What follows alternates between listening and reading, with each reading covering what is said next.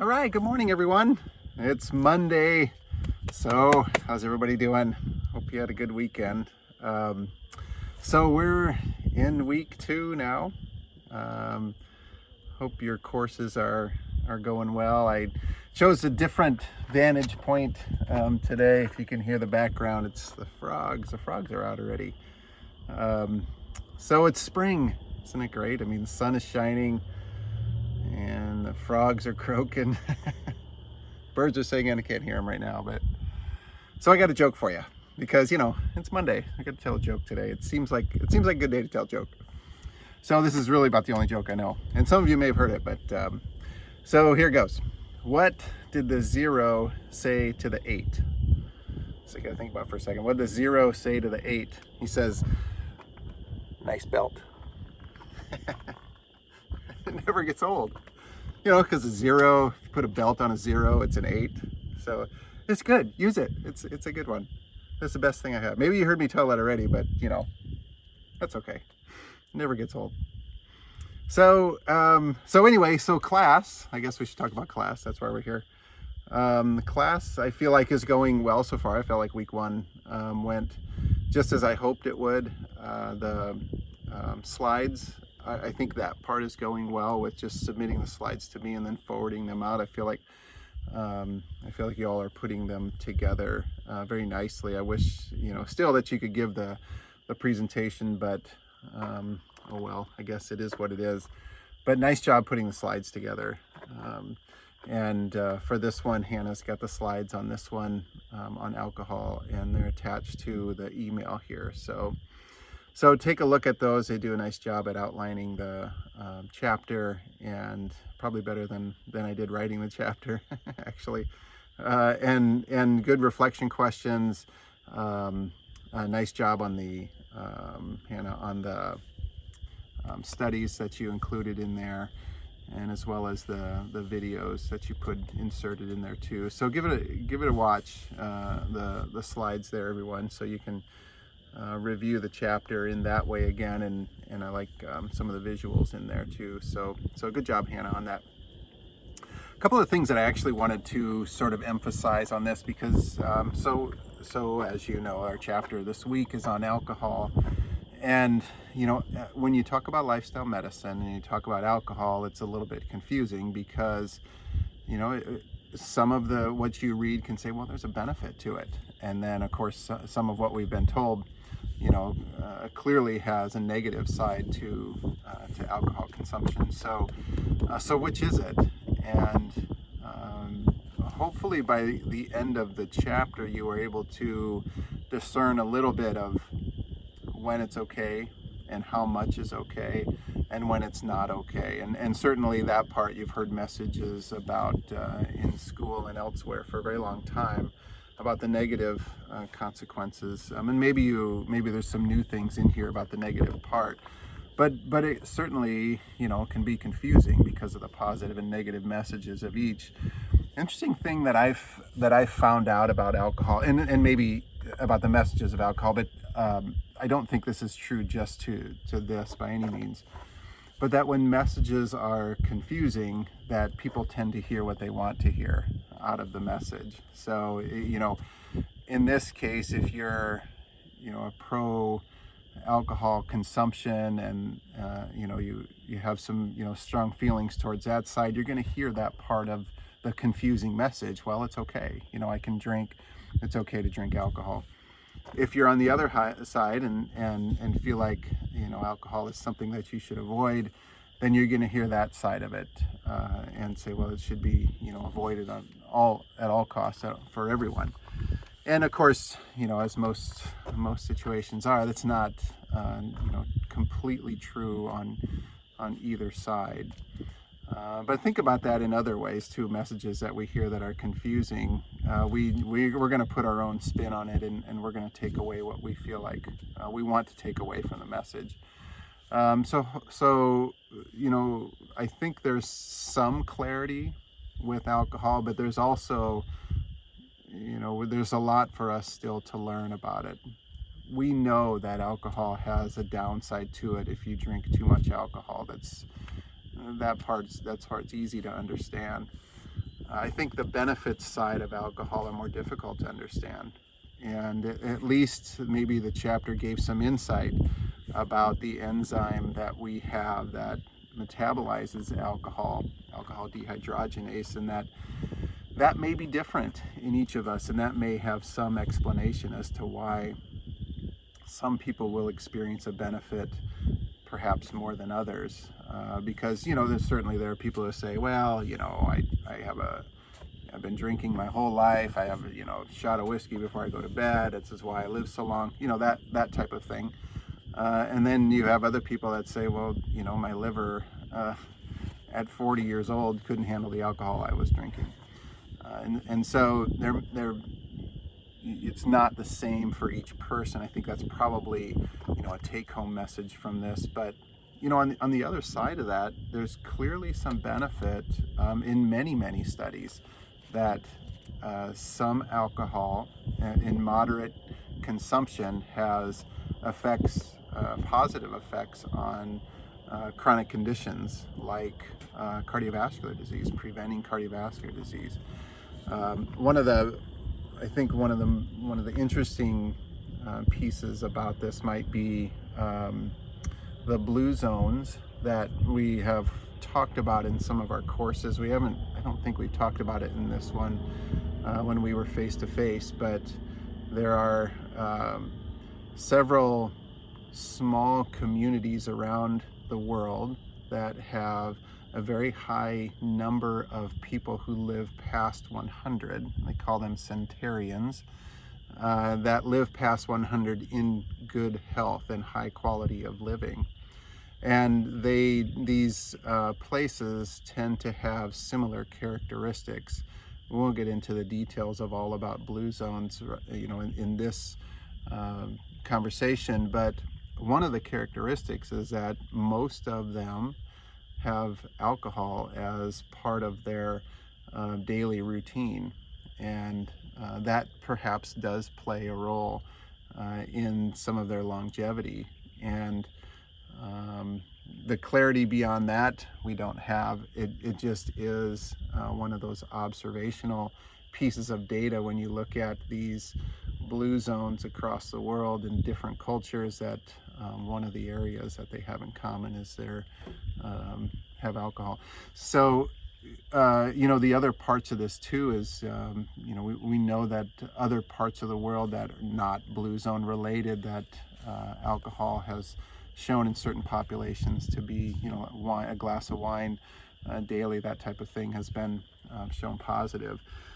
So I think we have we can feel some reasonable confidence that alcohol has a positive effect, perhaps on some conditions like cardiovascular disease, but we have to be careful and not use that information and say, well, then everybody should drink alcohol to decrease their risk for cardiovascular disease. That would be a stretch. That's certainly not the case. It's an individual situation.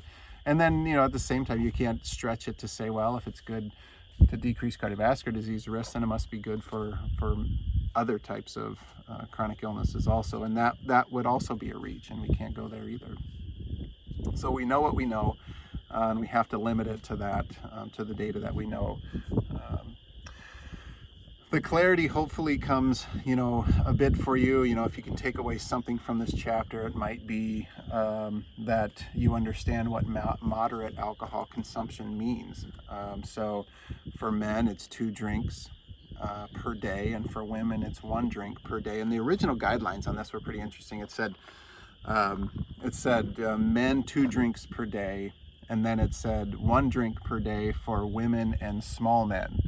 And that I thought was pretty funny. And who wants to be that guy, right? It's sort of a manly thing. I'm a small man, so I'm just gonna have 1 drink, kind of thing, because I can't have 2. I'm not big enough. So I haven't seen that language in a while. That probably was taken away for a variety of reasons, but I just got a little bit of a chuckle out of that one. But anyway, so what is 1 drink? I mean, that's the question, is how much is 1? A 12-ounce beer is 1.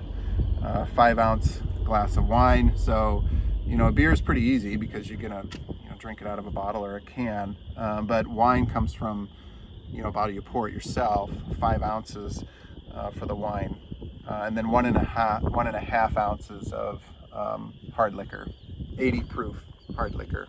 So a shot, essentially. So that's one drink. One of the other things, I guess, that I wanted to just go, I don't want the video to go too long because it takes a long time to upload, but I wanted to tell you a very quick story about a person, one of our participants in the cardiovascular and diabetes risk reduction program.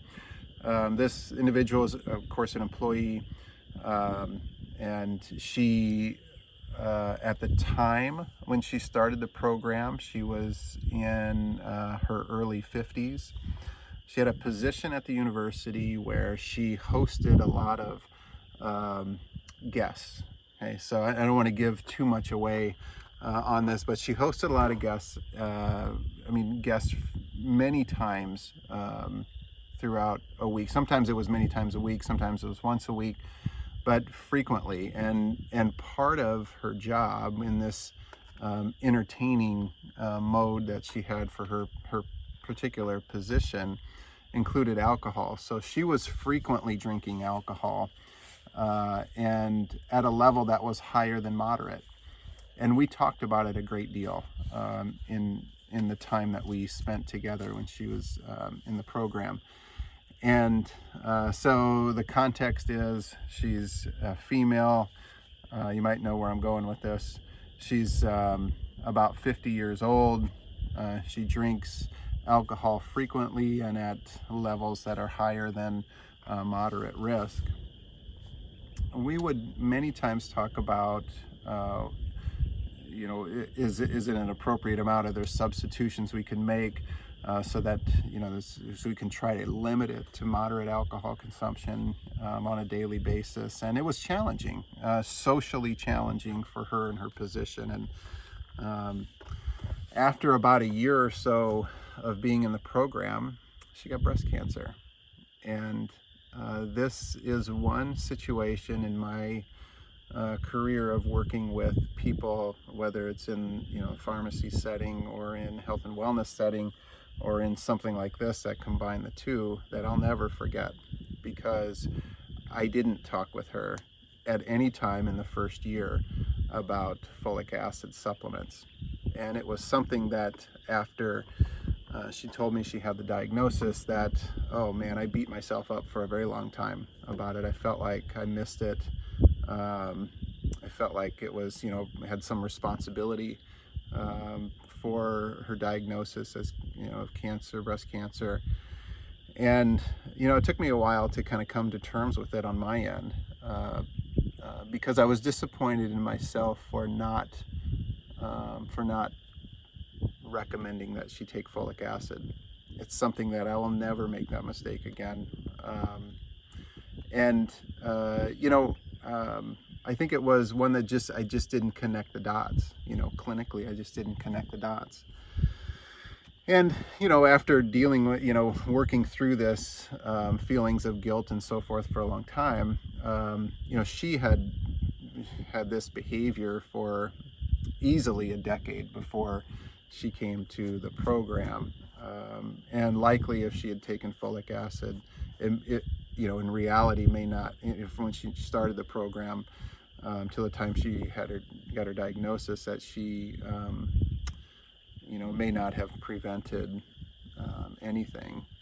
But, the point is that she's at higher risk. Her lifestyle behavior put her at high risk for breast cancer. She was a perfect candidate to get breast cancer.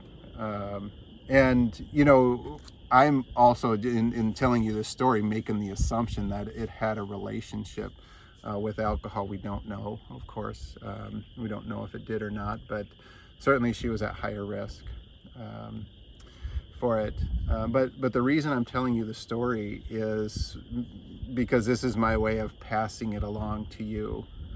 If you know of someone in your career, if you come across someone that you work with in your career that is in that fits that profile of a woman, middle-aged woman who is consuming more than moderate amounts of alcohol without supplementing with folic acid. It would be, hopefully you will remember, just by me telling you the story, to recommend to her to take the 600 micrograms of folic acid each day. So anyway, she, just to finish out the story, she recovered from breast cancer. She's doing fantastic. Everything is fine with her. So thank goodness, the story certainly has a happy ending. But hopefully me sharing the story with you maybe gives you a little bit of, maybe it'll put something in your mind that if you come across this profile at some point in your career, that you'll recommend folic acid to. So, there's a little bit there in this chapter for alcohol. So if you have any questions, let me know. Looking at the slides from Hannah and thinking about the reflection questions, hopefully you can think about those and do a bit of discernment on how you might answer those. They're nice, they're good questions there. And then if you have questions, let me know on it. And watch the videos too. That was the other thing I was going to mention, that she put in a couple of videos there that help supplement our conversation about alcohol and lifestyle medicine. So that's it for today. I made it 17 minutes long. Darn, hopefully it'll upload, but it might take a little while. So anyway, I'll talk to you again on Wednesday. We will do our tobacco chapter on Wednesday. So until then, have a good one all. Take care.